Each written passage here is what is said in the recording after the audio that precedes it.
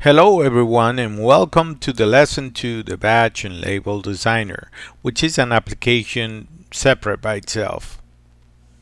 For reports, you have another application which is embedded into it. So right now here you only have login, logout, add records, update the quickest shortcuts to remove a record.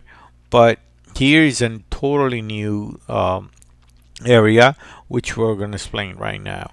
So I can go to the batch designer. By default it has a uh, credit card size layout, but I can go to uh, labels batch or label setup, and I can set up whatever size I want or something even custom.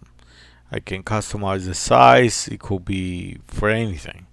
uh, you can create and save whatever design you want. This is the corners, the roundness, of it. Uh, you can put if you want a background on the front side. If you want to enable both sides, you have to enable this part, and you can customize your canvas area with a background image, a color, or a magnetic stripe. So we're going to use the default.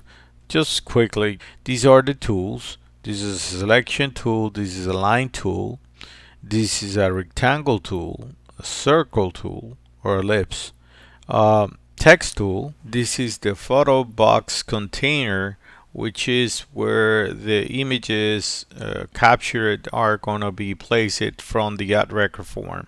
And this is a single logo or image or background, like a JPEG, TIFF file, PNG, or bitmap that you want to place. And this is for the signature placeholder, which works the same way as the fingerprint container, which allow images captured from the add record form. The next one is the background tool, which allows you to place either a color, an image, or an underlay, which can be used as a template, something that you want on the background with a transparency just to place other elements on the design. This is for barcode, and these are just zoom and the properties of the item. So let's say if I want to place some text, I can just click on the text and click on the canvas itself, and I can just say, well, it's a plain text and I want to say my first card design, for example. I'm going to click add, and it's going to move it to the combine output, which allows database fields and plain text to be mixed. This one I can change the font. I can select whatever font I want and see a preview there. Um, from the fonts that you have installed in your system. So let's say that I want Vivaldi bold, and I want to have it about, let's say, something like that. Remember that here we're just making a simple design, but you can navigate through all the different options and tools to tailor your design. There are many other tools here, like I want to make it a straight or make it an arch, and these are just optional extra features. If I want a transparent back color, or I want to opaque, I can align it to, I can rotate it, I can create corners, um, outlines too. So but right now this is just what we're gonna use. And let's say my first car design, I can actually open the container, okay, to say where I want this to be. If it disappears, it means that the font and the size of the font is too big for the virtual container. So what you have to do is to resize it until you see that it shows up. So for example, if I want to make it center for almost the entire car. So visually I can locate, the container. Technically, you're not seeing the boundaries of the container, but these dots represent where the container is. Now I can either right click, go back to properties, or click the I button here, and I can go and say I want it, let's say, an alignment center. You hit OK, and this you will see. Now, bear in mind that if you are not seeing an object or an element that you know is there, but it doesn't show or print, that the container might be too small for what you already have or design. But you can come back later on and just readjust it and have it fine tuned. I can come back to the properties of this item, and in this instance or case I would like to, for example, place a color outline surrounding the text and go back and set the thickness of it. Hit OK. You're gonna see that is showing up there. If I want to zoom into it, I can zoom. This is horrible, so I'm gonna change that. But the idea is that you could see that you can in some cases create outlines. You can actually have it let's say arch top, and if you see I only see one letter is because you know this is the layout. Bigger you make, the bigger it's the arch. If you want it, you got the idea. But in this case, let's go into straight. Same happen, arch bottom or full circle. We're just gonna hit a straight, hit OK, and let's say I want there, and I want to add the photo that we capture. We click here and we can locate where we want the photo placeholder container, and we can resize it if we want to. So in this case I actually can go change the properties of the image itself, the opacity. If I want corners on it, let's say that I want corners, I can go here, add some corners if I want border or not, or if I want to rotate it, because sometimes you want, I don't know, to change that. Let's see, OK, and you can see that I have these boundaries corner there. We can put where we want the signature. So let's say that I want to I'm sorry, that was for logo. So let's say I want a signature, I want to place it here. I'm sorry, I click it twice because when you single click, the container is placed with a standard size, but if you click and drag, the container get distorted. Okay, so clicking on it, and now I can go and select the move tool, and I can put it either inside, outside, on top, on the bottom. That's another thing. If you want to align something to the front, to the top, you can right click and select send to front or send to back, the same way that other designing programs behave. And also you can hold control if you want to place another element on top of an element already on the canvas. Let's say that I want to add a barcode, and in this case I want to say what will be the content of the barcode. So I'm gonna grab from the database field, and I want to scan the ID number. It's just so when we read the barcode, it's gonna be there. So I'm gonna add it. It's here. Click OK, and I can resize it to whatever on my design I want. Let's say that I want to put a background on it. or something like that, you can actually um, go to the background, uh, my source. I can put a color, I can put an image, I can put an underlay. Underlay is more like a transparency or something like that, but you can give it a try, test, just doing something quick right now to let you guys see what it's on. But I'm going to change the background color, let's say, to something that is going to print in yellow, a flat color. But you can, of course, bring images and all that. So I have that now, and I want to add text, which is going to say, for example, um, you know, name, name, and I want to add it, and I'm just going to use the default, you know, just going to put it here. I can copy and paste. For copying, you hold the key control and press the letter C, and for paste, you hold the control key and click on the letter V.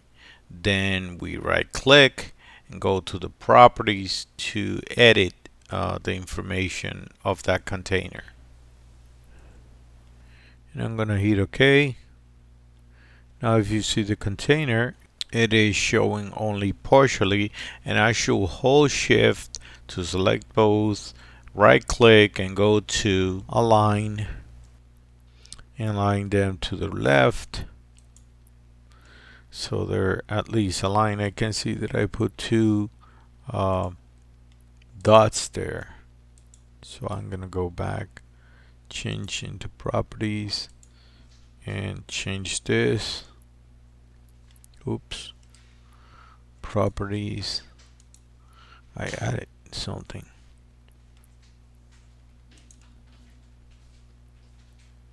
Now I can go back, do the same, select both, copy and paste, just to have a copy of the container so I don't have to recreate them. So right now, after copying this, I can change this to, instead of being a static text, to a database field. So I can go first name, add it, put a space on it, and then add also the last name. Add it. And I put a space between these two so that otherwise it will be put together. And let's change the font just for the the example. And I'm gonna go hit OK, OK, OK. And again, the container is too small, so I'm just gonna go and put it up to here. If you see, seems it's too small for the container, but I just want you to see these as an example. Let's say I want to add a bit of department, and this one, change it again from the plain text to an actual database field, which is the department. When I add it, change it, and I'm gonna change to, let's say, italic, and I want to change the color just for the heck of it, just so that you guys see. Let me change the font size because I know that one, well, 10 it should be okay. Now notice that these ones have some brackets which differentiate them from regular text since they're from database fields. I can actually take these two, align, let's say top or bottom, just so that they're aligned. And let's say that I'm just gonna add a logo here.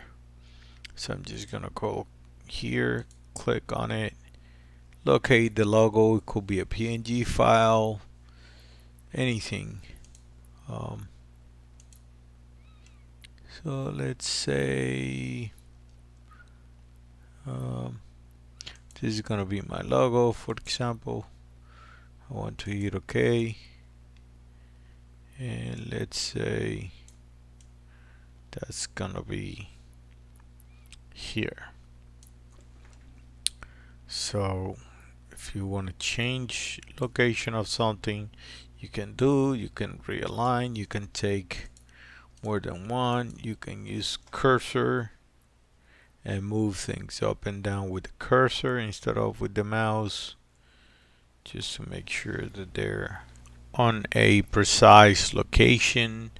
And now I'm gonna click on File, Save, and I'm gonna save the design on the desktop.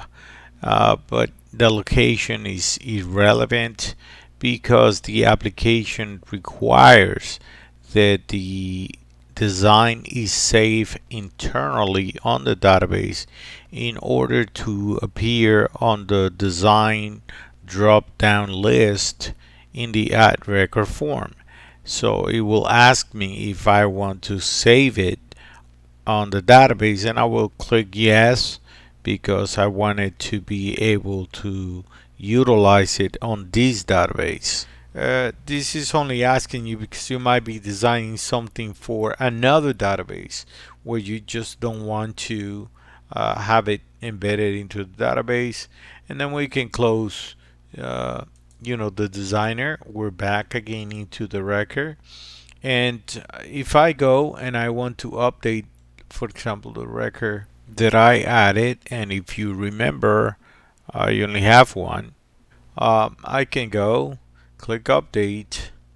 I can search by default, but I can also select by picture. So I can click here and select which one I would like to open and edit, and I can click OK, or you can go back and just select from the list. And in this specific case, there is no list to show because there is only one record on the database. So now we can go into the design list down here, and you can see that this is the design that we just created. So I can click demo design, and you can see there is placing the information from the fields on the add record form exactly as type, and you can go ahead and print. Okay, so in this case, if I want to see this one bigger, I can double click on the image itself, and it will just enlarge it. If I want to see it this way, I can double click and it goes back. And if he had a backside, I could actually click on it and enable it too. And right now, I can go to if I want to change. In this case, I want to update the record to have that design, because you can have another record with a totally different design, and that's fine. So this become part of that record. So when I update the record, now that I open the record, it will have that design by default.